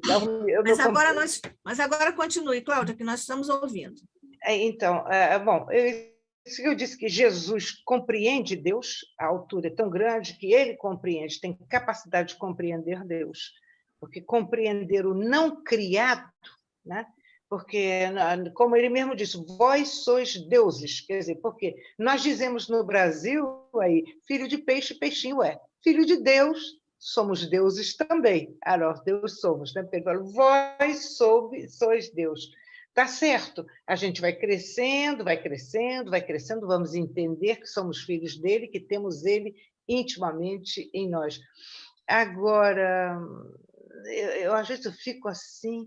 E depois também uma das coisas que nós conversamos muito lá no nosso centro não, porque Deus condena, Deus é mau. Sim, Deus condena. Há uma só coisa, a que nós sejamos, para a eternidade, para a nossa imortalidade, felizes, graças à evolução moral e intelectual. Sim, nós somos condenados à felicidade, porque quando todo mundo quer se fazer de vítima, porque sabe que Deus condena isso, aquilo, sim, somos condenados a sermos grandes, felizes, pela nossa evolução moral e intelectual. Porque se nós não juntarmos essas duas qualidades, a moral sem intelecto, intelecto sem a moral, nós não seremos nunca verdadeiros filhos de Deus, nesse sentido assim, no sentido felizes também. Eu só queria também agradecer muito a vocês. Eu não conheço vocês, perdoem. Eu moro fora muito mais de 50 anos, moro fora do Brasil. E então muita gente eu não conhecia. E agora aqui assistindo essas palestras aqui no nosso no Instituto de Cultura Hispânica, no Instituto de Cultura Espírita, e eu fico muito feliz, porque nós éramos muito próximos, os 13 últimos anos de vida do professor Deolindo Amorim, ele e Dona Delta, a esposa, frequentaram o culto da minha mãe. Então, eu conheci muito ele, e ele era extraordinário, eu adorava a simplicidade, a humildade e a profundidade das coisas. Ele pedia sempre desculpas para falar. Primeiro, todo mundo tinha de falar, e depois, bom, muita coisa foi falada, muita coisa bonita, agora eu vou dar a minha opinião. Era todo assim, muito delicado.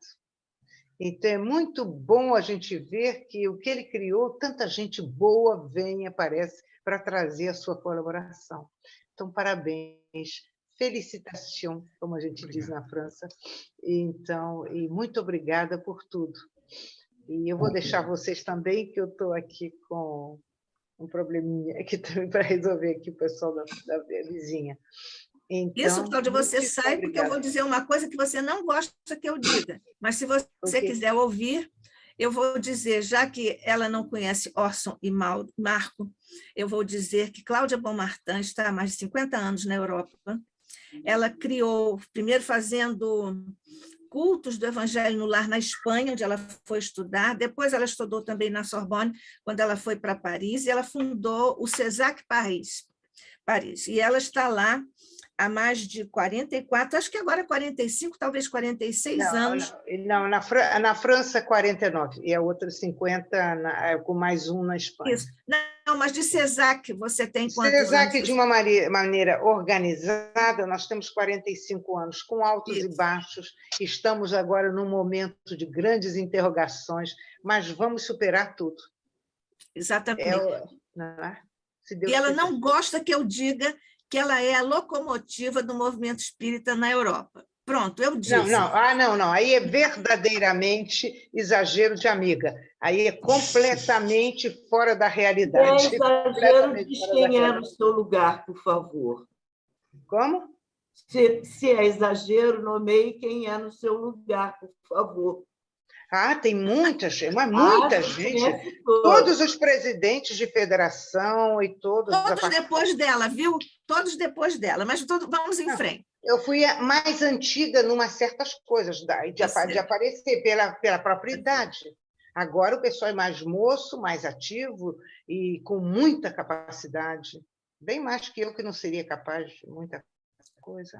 Devo registrar que Cláudia entrega o bastão, dá oportunidade e espaço para os franceses assumirem a condução desses trabalhos maravilhosos. Muitíssimos, dezenas de centros espíritas na França foram fundados por pessoas que saíram lá do CESAC Paris com a Cláudia. Então, vocês já viram quem é Cláudia? De grupos. Nós não temos dezenas, infelizmente, nós não temos dezenas de centros espíritas, mas houve grupos, muita gente participou do nosso CESAC e que interferiram em outros centros, em outros grupos, dentro da França e mesmo em outros lugares. Mas também, infelizmente, nós não temos dezenas e dezenas e dezenas. Cláudia, aí é a amizade que fala. Cláudia, permita-me aproveitar esse instante aqui. Eu gosto muito de entrevistar pessoas. Eu gostaria de entrevistar sobre Deolindo Amorim, se você me permitir, sobre a sua convivência com ele. Nós tivemos, minha mãe, bom, também já partiu. A minha mãe partiu, que tinha, ela ficou, porque o professor Deolindo começou a frequentar, e todo um tempo também o Newton Boechat, teve muita gente que frequentou o nosso centro, o nosso grupo, nosso culto doméstico, mas o que acontece é que depois eu parti para a França, mas eu vinha todos os anos, e todos os anos ele estava lá. Inclusive, quando eu cheguei aqui, uma coisa achei interessantíssima, eu entrei em contato com o presidente da União Espírita Francesa da época. Eu cheguei em 73 na França. E então, o que aconteceu de interessante é que eles uma vez me disse: o Deolindo Amorim é o único espírita que existe no Brasil. Eu falei, imagina. Aí eu falei para o professor Deolindo: o senhor sabe que o presidente da União Espírita Francesa disse que o senhor é o único espírita de verdade que existe no Brasil. Ele ficou tão sem graça, falei, mas que absurdo que é isso, mas foi tão gozado, mas ele era conhecido já na França. E por causa daquele livro, O Espiritismo e as Doutrinas Espiritualistas. O pessoal gostava. Então, mas eu vou pedir sua autorização, Danado, já passar seu contato, para eu te entrevistar, se você aceitar. Tá bom. Mas para falar especialmente do professor Deolindo, eu não serei uma pessoa de muita profundidade, não. Minha mãe estudaria muito, mas minha mãe já partiu. Não, mas a gente faria uma entrevista sobre a sua vivência no Brasil, na Espanha e na França, sua vivência espírita. Bom, mas tá bom, como quiser. Tá bom? Então, a Nádia, depois eu vou pedir o seu contato para ela. Obrigado, viu?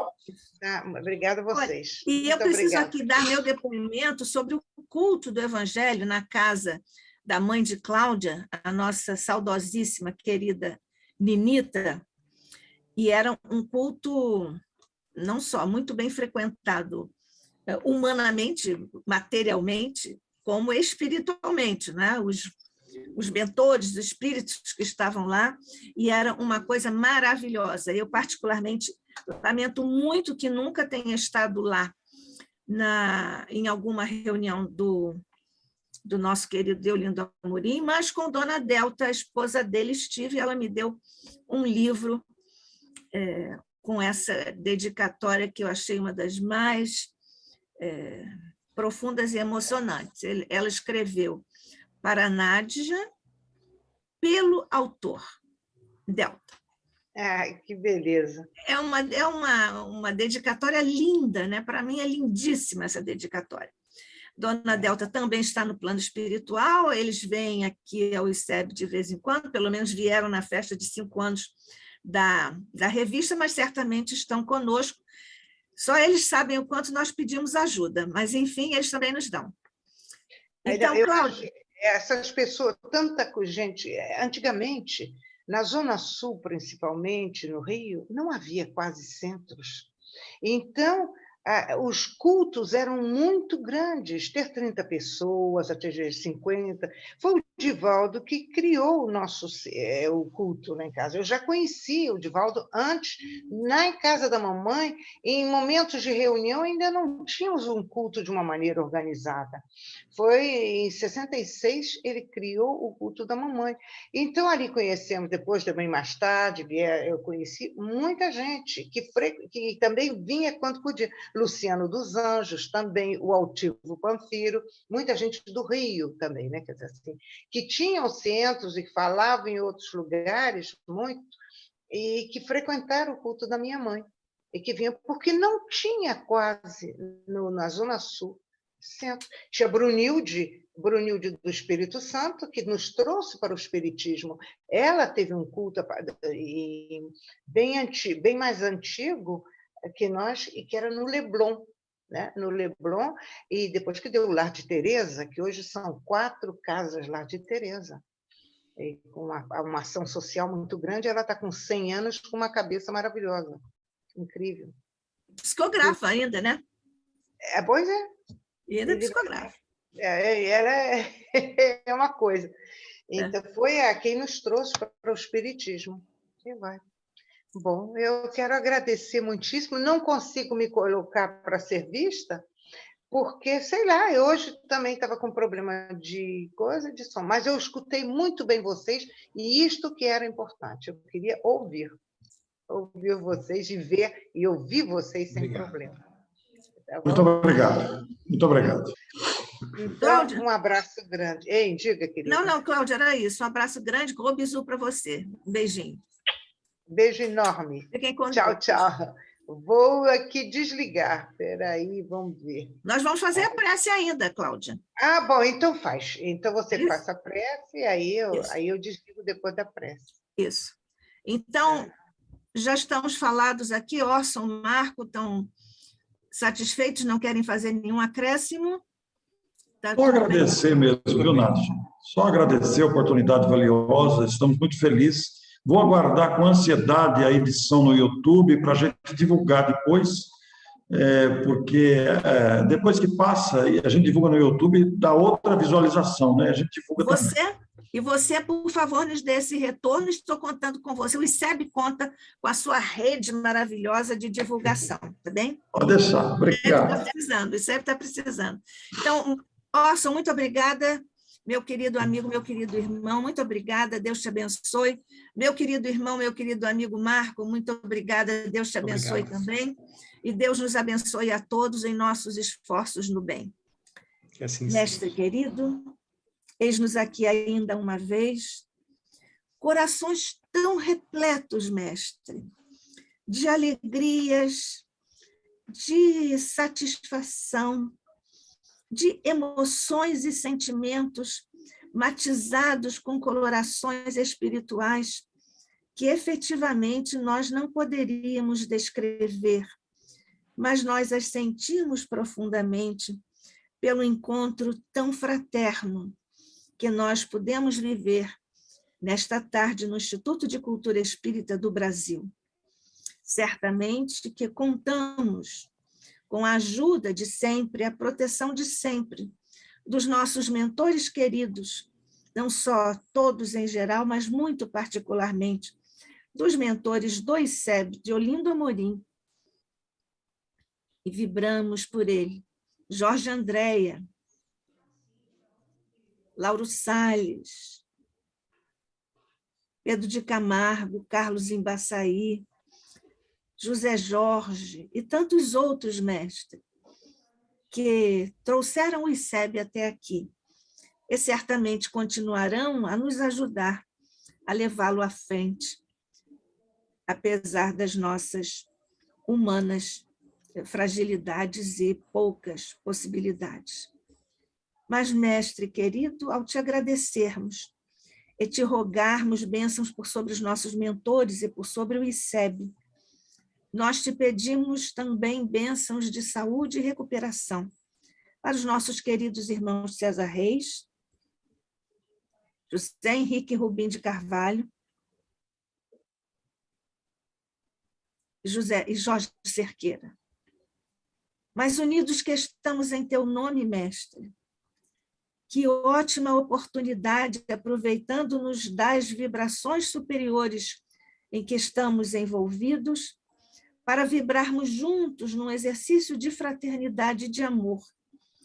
Irmos agora pelas asas suaves desta prece singela, irmos juntos ao encontro das necessidades, humanas necessidades de nossos irmãos no planeta todo. São tantas dores, mestres, sobressaltos, sofrimentos físicos e morais, na vitimização de tantos contextos que trazem o final dos sinais dos tempos por ti anunciado, Jesus, particularmente por sobre todas as áreas conflagradas do planeta, e em especial porque estamos aqui na terra do cruzeiro. Nós estamos te pedindo, Jesus, pelas vítimas dos desastres naturais que têm assolado várias cidades, não só aqui no Rio de Janeiro, mas em outros estados da nossa querida federação, nas terras verde e amarelas. Enviando, portanto, Jesus, essas nossas melhores vibrações, para que pela matemática do amor tu possas reproduzir esses singelos e limitados recursos que te colocamos agora à disposição, mas que por essa matemática do amor tu certamente haverás de multiplicar essas parcas energias sinceras em benefício de nossos irmãos. Graças te damos, mestre amado, hoje e sempre, trazendo para nossas mentes e corações a tua paz e a tua luz, sob a graça de nosso Pai. Assim seja. Graças a Deus.